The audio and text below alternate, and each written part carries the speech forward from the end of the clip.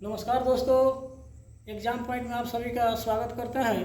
तो चलिए आज पढ़ेंगे, जैसे बोर्ड पर दिया गया है, पढ़ेंगे अपठित गद्यांश और प्रश्नोत्तर। क्या पढ़ेंगे? अपठित गद्यांश और प्रश्नोत्तर। इंटर के बच्चे और मैट्रिक के बच्चे खास करके ध्यान देंगे।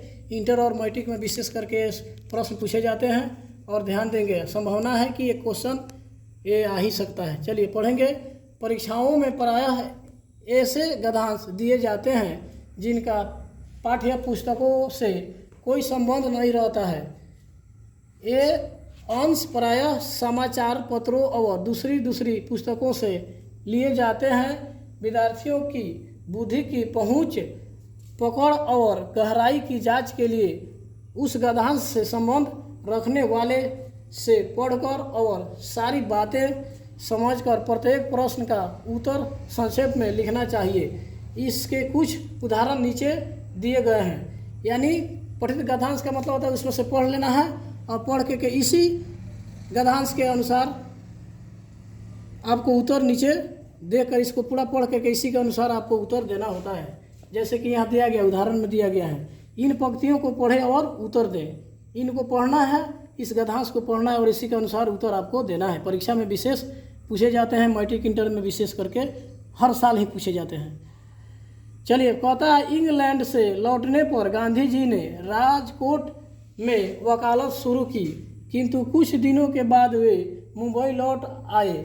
इसके बाद दक्षिण अफ्रीका का एक बड़ा व्यापारी उन्हें अपने मुकदमे में पैरवी के लिए वहां ले गया। वहां अनेक भारतीय व्यवसायी और मजदूर बसते थे। उनके साथ गोरे लोग अमानुषिक व्यवहार करते थे। वे नागरिक अधिकारों से वंचित थे। उनके बच्चे सर्वसाधारण विद्यालयों में नहीं पढ़ सकते थे। हर जगह का कहता है उनके साथ बुरा व्यवहार होता था। इसे देख गांधी जी ने वकालत छोड़ो वहाँ के भारतीयों की सेवा का व्रत लिया।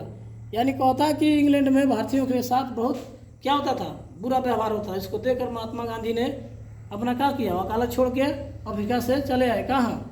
यहाँ भारत में आए और भारतीयों की सेवा के लिए। चलिए यहाँ ध्यान देंगे। यहाँ कहता है प्रश्न पूछता है। क्या करता है? प्रश्न पूछता है। इंग्लैंड से लौटने के पर गांधी जी ने क्या किया? प्रश्न पूछ रहा है और इसी के अनुसार आपको उत्तर देना होगा, जैसे परीक्षा में दी जाती है। चलिए, इंग्लैंड से लौटने पर गांधी जी ने क्या किया और क नंबर प्रश्न है। ख नंबर कहता है गांधी जी दक्षिण अफ्रीका क्यों गए, और ग नंबर कहता है गांधी जी वकालत क्यों छोड़ी, और घ में कहता है दक्षिण अफ्रीका से भारतीयों के साथ कैसा व्यवहार होता था। अब इसका उत्तर देंगे। क्या किया जी भाई? प्रश्न पूछा और इसका क्या करेंगे? उत्तर यहाँ देखेंगे। उत्तर देखेंगे। जैसे कहता है क में, यहाँ पे सवाल पूछता था क में इंग्लैंड से लौटने पर गांधी जी ने क्या किया था, इसी का उत्तर देता है।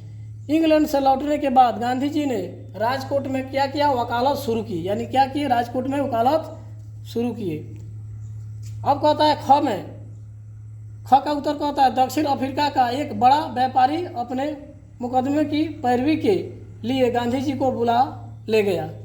यानी कहता है ख नंबर गांधी जी दक्षिण अफ्रीका क्यों गए, तो यानी एक जो व्यापारी था वो गांधी जी को क्या किया? अपने मुकदमे की पैरवी के लिए बुला लिया।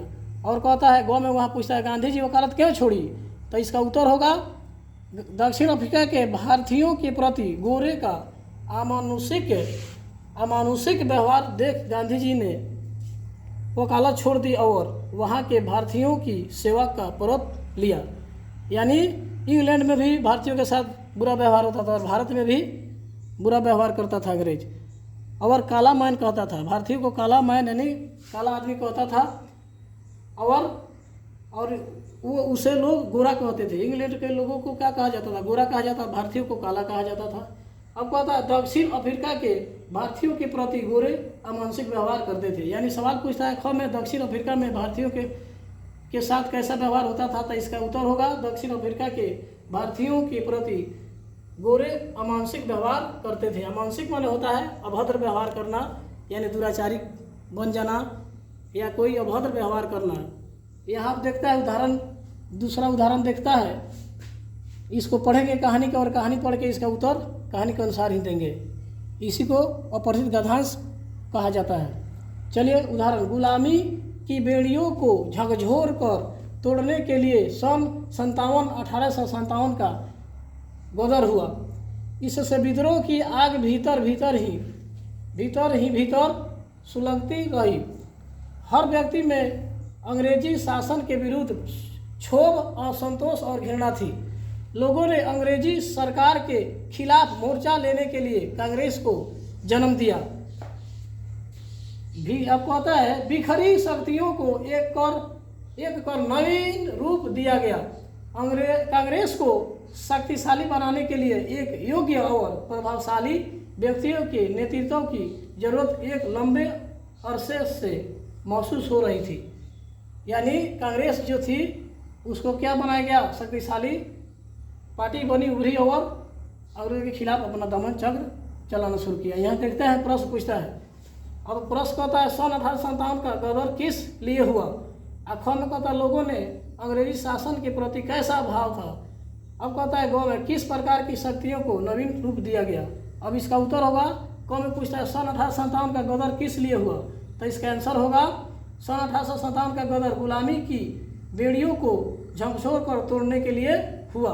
अब ख में कहता है लोगों ने अंग्रेजी शासन के प्रति कैसा भाव था। अब कहता है ग में लोगों में अंग्रेजी शासन के विरुद्ध क्षोभ, असंतोष और घृणा का भाव था। उत्तर हो गया। अब कहता है ग में किस प्रकार की शक्तियों को नवीन रूप दिया गया।